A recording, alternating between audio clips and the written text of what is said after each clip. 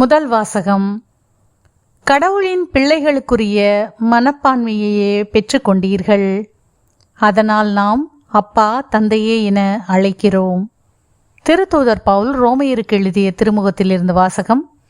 அதிகாரம் 8 இறை திருவசனங்கள் 12 முதல் 17 முடிய. சகோதர சகோதரிகளே, நாம் ஊனியல்புக்கு கடமைப்பட்டு இருக்கவில்லை, அவ்வியல்பின்படி வாழ வேண்டியதில்லை. நீங்கள் ஊனியல்புக்கு ஏற்ப வாழ்ந்தால் சாகத்தான் போகிறீர்கள். ஆனால் தூய ஆவியின் துணையால் உடலின் தீச்செயல்களை சாகடித்தால் நீங்கள் வாழ்வீர்கள். கடவுளின் ஆவியால் இயக்கப்படுகிறவர்களே கடவுளின் மக்கள். மீண்டும் அச்சத்திற்கு உள்ளாக்கும் மனப்பான்மையை நீங்கள் பெற்றுக்கொள்ளவில்லை, மாறாக கடவுளின் பிள்ளைகளுக்குரிய மனப்பான்மையையே பெற்றுக்கொண்டீர்கள். அதனால் நாம் அப்பா தந்தையே என அழைக்கிறோம்.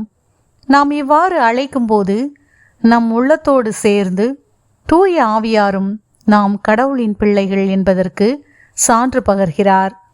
நாம் பிள்ளைகளாயின் உரிமை பேறு உடையவர்களாயிருக்கிறோம்.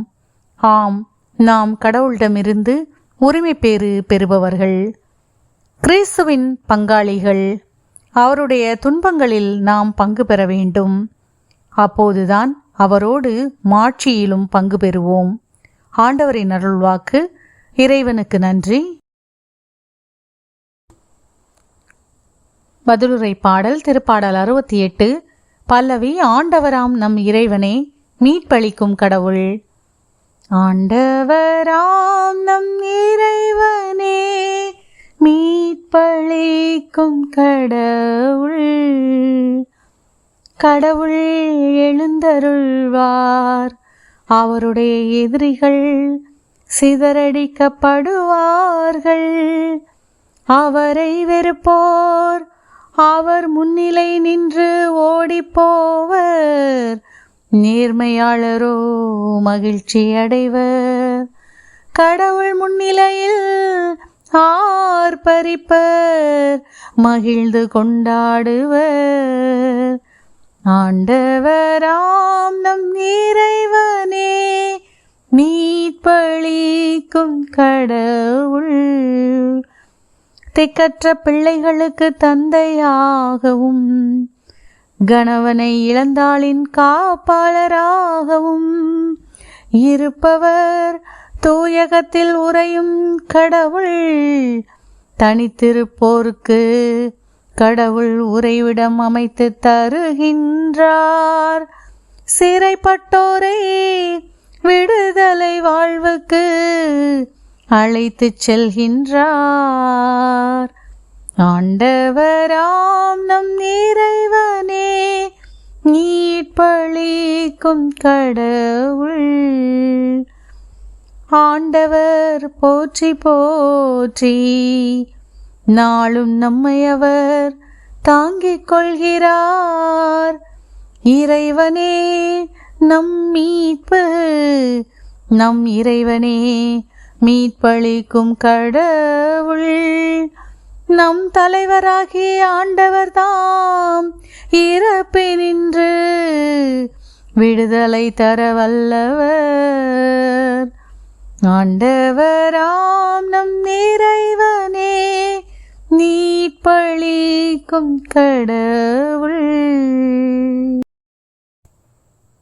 நற்செய்தி வாசகம். ஆபிரகாமின் மகளாகிய இவரை இந்த கட்டிலிருந்து ஓய்வு நாளில் விடுவிப்பது முறையில்லையா? லூக்கா எழுதிய தூய நற்செய்தியிலிருந்து வாசகம். அதிகாரம் 13 இறை திருவசனங்கள் 10 முதல் 17 முடிய. அக்காலத்தில் ஓய்வு நாளில் இயேசு தொழுகை கூடம் ஒன்றில் கற்பித்துக் கொண்டிருந்தார்.